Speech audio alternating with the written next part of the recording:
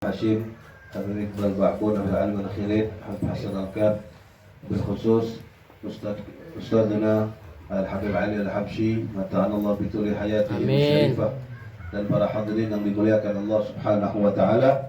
Alhamdulillah kita berkumpul di majelis tawassul yang mulia ini, mudah-mudahan yang kita hajatkan dikabulkan Allah Subhanahu wa taala, dimudahkan oleh Allah Subhanahu wa taala, dan sebab tawassul ini kita bisa berjumpa dengan Nabi Muhammad sallallahu alaihi wasallam. Dan mudah-mudahan kita mendapatkan husnul khatimah, mendapatkan syafaatul uzma fid dunya wal akhirah, masuk surga tanpa hisab bersama Sayyidina Mustafa amin ya rabbal alamin. Ma'asyiral hadirin yang dimuliakan oleh Allah Subhanahu wa taala, sedikit kita mengenal Al-Imam Al-Qutub Al-Alim Al-Allamah Ad-Da'i ila Allah Al-Wasil Al-Mawsul Al-Habib Al-Syekh Abdullah bin Abu Bakar As-Sakran Al-Idrus Ibn Al-Habib Abdurrahman As-Sagab Ibn Al-Habib Al-Imam Muhammad Maulad Yawilah, atau yang kita kenal dengan Syekh Abdullah Al-Idrus, Al-Habib Abdullah Al-Idrus, kakek moyangnya Al-Idrus. Beliau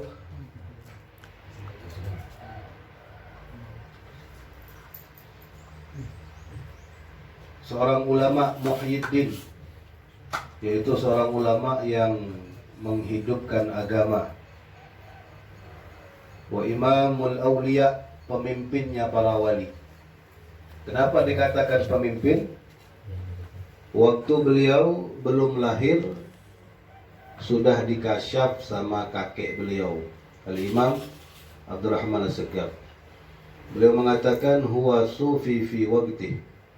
Syekh Abdullah Al-Idrus itu akan menjadi imam pada zamannya, pemimpin para sufi, Qutbil Aqtab, gutubnya para gutub, ya, Al-Wasilin yang sampai kepada Allah Subhanahu wa taala, dan Syekhul Masyayikh, gurunya para guru, wa Ghaithul Akabir, Ghaith, pemimpin yang sangat luar biasa, wa Sayyidul Jamaah, beliau ini pemimpinnya para jamaah, Sultanul Wujud As-Sayyid Abdullah bin Abi Bakar Abdurrahman As-Sagab Al-Idrus, kunyatu Abu Muhammad wa laqabuhu Al-Idrus.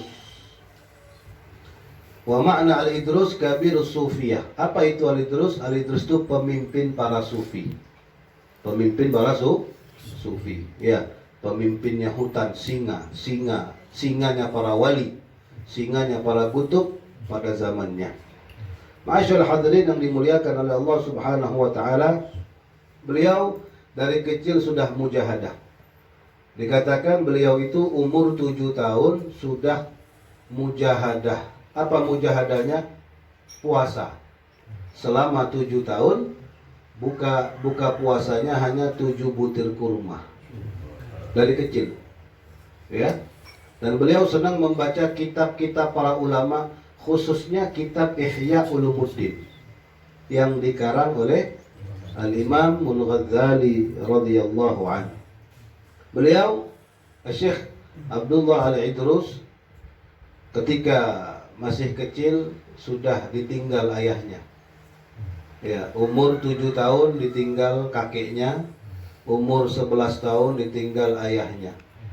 Lalu siapa yang mendidik beliau? Pamannya, Syekh Umar Muhdar. Sampai-sampai pamannya ini menikahkan putrinya dengan Syekh Abdullah Al-Idrus. Kenapa beliau menikahkan? Karena aku melihat kehormatan para aulia terdapat pada Syekh Abdullah Al-Idrus. Jadi menikah dengan putri Syekh Umar Muhdar. Jadi Habib Abdullah Al-Idrus ini luar biasa ya. Ayahnya gutub, kakeknya gutub, mertuanya gutub, ya. Mertua perempuannya gutub, istrinya gutub, semuanya gutub. Ya, dikelilingi dengan gutub. Maka sudah pantas para anak cucu cicitnya menjadi aulia, menjadi ulama yang sangat luar biasa. Beliau mendapatkan karomah yang sangat luar biasa. Karomahnya luar biasa banyak. Tapi kita harus tahu dulu bagaimana beliau bisa mendapatkan karomah. Dari kecil sudah mujahadah. Bahkan beliau 20 tahun la yarqud fil lail wala fin nahar, tidak tidur siang dan malam. Dan 20 tahun beliau mujahadah, tidak makan. Orang tuaku selalu menyuruhku makan, tapi aku menahannya. Karena makan itu bisa melupakan aku daripada kenikmatan ketika membaca kitab dan beribadah, kata beliau. Maka Syekh Abdullah Al-Idrus ini dikatakan paling senang dengan membaca kitab Ihya Ulumuddin. Hampir-hampir beliau menghafalnya. Ya. Sering beliau ulang. Saking cintanya beliau dengan kitab Ihya Ulumuddin, beliau pernah mengadakan sayembara. Apa kata beliau? Barang siapa yang bisa mencatatkan kitab Ihya Ulumuddin dengan catatan yang bagus, kain yang bagus, maka aku jamin dia surga. Nah, ini makom yang sangat tinggi. Ya, kita jangan ikut-ikut ngomong begitu. Ya, kalau naikin Habib umroh, insya Allah saya jamin surga. Amin. Lain Habibnya ini. Ya, kalau sekelas Syekh Umar Muhdar, Syekh Abdullah Al-Idrus wajar. Ku jamin surga. Maka banyak yang mencatat kitab Ihya Ulumuddin. Paling bagus, ya saing-saingan paling bagus. Seorang murid beliau yang bernama Syekh Abdullah bin Ahmad Bakuthir. Syekh Abdullah bin Ahmad ini beliau yang memenangkan sayembara itu. Beliau menulis dengan kain yang sangat luar biasa dan tintanya tinta emas. Beliau hias sebagus mungkin.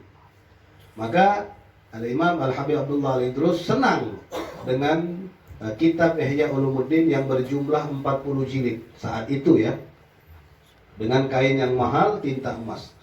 Maka Syekh Abdullah bin Ahmad Bakuthir ini yang memenangkan sayembara itu, maka didoakan oleh Syekh Abdullah Al-Idrus masuk surga. Dan karena kau telah menulis kitab Ihya dengan bagus, aku kasih hadiah tambahan. Karena beliau sangat cinta dengan Ihya. Apa yang kau inginkan ya Abdullah? Muridnya. Maka Syekh Abdullah berkata, wahai guruku Syekh Abdullah Al-Idrus, aku kepengen melihat surga di dunia. Apa itu? Pengen lihat surga di dunia. Gampang bagi beliau, susah kalau kita. Ya, karomahnya luar biasa. Apa kata Syekh Abdullah Al-Idrus? Kesini. Ya, kepala Syekh Abdullah Bakuthir ini dimasukkannya ke tangan lengan baju beliau. Ya, lengan orang dulu tuh bajunya besar-besar, masuk kepala. Ya, dia lihat surga yang nyata yang Allah siapkan untuk orang-orang bertakwa. Tidak lama kemudian diambil kepala Syekh Abdullah Bakuthir. Udah, kata Syekh Abdullah Al-Idrus, jangan lama-lama. Ya, dengan syarat apa? Dengan syarat kau tidak boleh lagi tinggal di Yaman. Ya, jadi sebelum beliau memasukkan Syekh Abdullah Bakuthir ini ke dalam surga, ada syaratnya, dan syarat itu diterima. Jangan tinggal di Yaman. Akhirnya beliau keluar dari Yaman, dan tidak ada satu kota yang cocok untuk beliau kecuali tanah haram. Beliau tinggal di kota Mekah sampai beliau meninggal dunia. Syekh Abdullah Bakuthir sudah lihat surga sebelum beliau meninggal dunia. Itu salah satu karomah beliau. Beliau ini karomahnya bisa berbicara dengan orang yang mati. Ya, itu kan salah satu mukjizatnya para nabi ya. Tapi dimiliki oleh karomah para aulia umat Nabi Muhammad. Beliau bisa berbicara dengan bahasa hewan. Apalagi jalan di atas air, ya senyum aja beliau itu. Ya, salah satu karomah beliau diceritakan oleh murid beliau, Syekh Sulaiman bin Ahmad. Syekh Sulaiman bin Ahmad ini berdakwah di kota yang mayoritas orang kafir. Beliau terkena penyakit yang tidak kunjung sembuh. Mau berobat kemana? Nggak ada ustadz di sini. Orang kafir semua. Akhirnya beliau teringat, beliau menyimpan baju atau kain Syekh Abdullah Al-Idrus. Beliau buka kain itu, beliau tutupi badan, selimuti badannya, dan beliau bertawasul, ya Allah, berkat baju guruku Syekh Abdullah Al-Idrus, sembuhkan segala penyakitku. Tiba-tiba di waktu pagi hari aku bangun, penyakitku sudah diangkat oleh Allah Subhanahu wa ta'ala. Dan beliau diceritakan salah satu muridnya, ketika itu Syekh Abdullah Al-Idrus ini sedang tidur bersama muridnya. Muridnya menjaga, tidur. Ketika masuk waktu zuhur, dibangunkan Syekh Abdullah Al-Idrus. Ya Habib, wahai guru, sudah azan, ayo kita sholat. Kata Syekh Abdullah Al-Idrus apa? Aku sudah sholat. Bingung muridnya. Dari tadi sama saya, dari tadi tidur, ketika dibangunkan azan, bilang sudah sholat. Ya Habib, ayo kita sholat. Saya sudah sholat. Tadi sholat di mana? Saya yang menjadi imam di masjid. Di masjidnya kita, saya jadi imam. Tambah bingung ini murid. Akhirnya muridnya keluar bertanya kepada jamaah, tadi yang imam siapa? Yang imam tadi Syekh Abdullah Al-Idrus. Ya, padahal beliau tidur. Nah, itu salah satu karomah beliau. Jadi hadirin yang dimuliakan oleh Allah Subhanahu wa taala, dikatakan, ya, beliau mengatakan istawa indi al-madah wal-dham wal-ju' wasyiba awil libas ar-rafi. Beliau mengatakan, bagiku ini pujian dan hina ini tuh sama. Tidak ada apa? Tidak ada masuk ke hati. Orang mau menghina silahkan, orang mau muji silahkan. Bagiku sama lapar dan kenyang. Ya, bagiku sama baju mahal, baju yang tidak mahal sama. Bagiku sama semuanya. Uang banyak, uang sedikit itu sama. Kenapa? Wa mundu nasyatu min sifi sigari la yamil qalbi li ghairillah. Karena aku dari kecil dididik, hatiku ini tidak pernah condong selain kepada Allah Subhanahu wa taala. Allah. Jadi aku tuh sudah dididik untuk mencintai Allah, mencintai Nabi Muhammad, tidak dididik untuk mengenal dunia. Maka beliau mengatakan, ya, ketika aku menghadap ala jambil aiman, aku menghadap kanan, ra'aitul jannah, aku lihat surga. Apabila aku menghadap jambil aisar, sebelah kiri, aku melihat neraka. Ya, fa'ina raha. Bagaimana aku bisa tenang? Bagaimana aku bisa tidur? Ditanya, ya Habib, kenapa nggak tidur 20 tahun? Ya, bagaimana mau tidur? Kanan lihat surga, kiri lihat neraka. Sama dengan makom kakek beliau, Al-Imam Abdurrahman As-Segaf, yang 30 tahun beliau tidak tidur. Maka dari itu, ma'asyiral hadirin, beliau ini terkenal syadidul khauf wa tawadhu, sangat takut kepada Allah. Nah, itu salah satu ciri para ulama, ya. Makanya dikatakan al-ilmu khasyah kulluh yu'raf bidzaka ahlu. Ilmu itu takut kepada Allah yang dikenal oleh para ulama. Apa itu ilmu? Ya takut kepada Allah. Apa itu takut kepada Allah? Ya ilmu. Semakin banyak orang berilmu, wajib semakin takut kepada Allah. Apabila orang yang semakin banyak dia punya ilmu, tidak takut melakukan dosa, berarti ilmunya tidak barokah.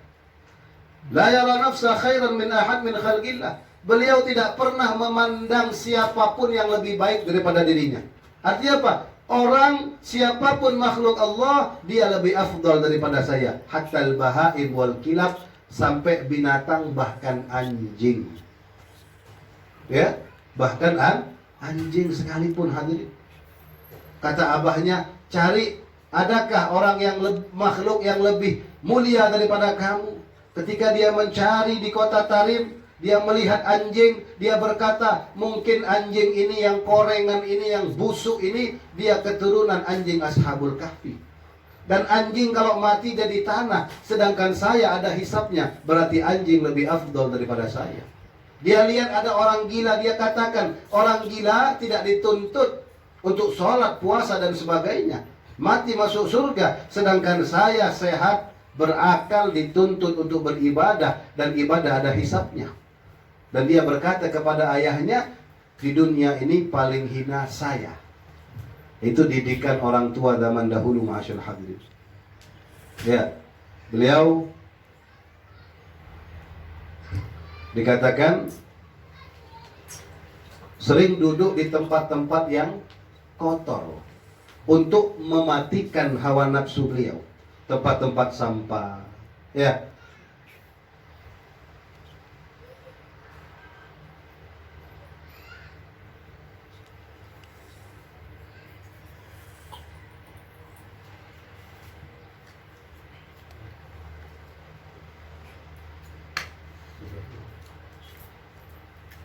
Nah, itulah sedikit daripada sekelumit manaqib Syekh Abdullah Al-Idrus, yang mana beliau ini wafat di umur yang masih muda, 54 tahun.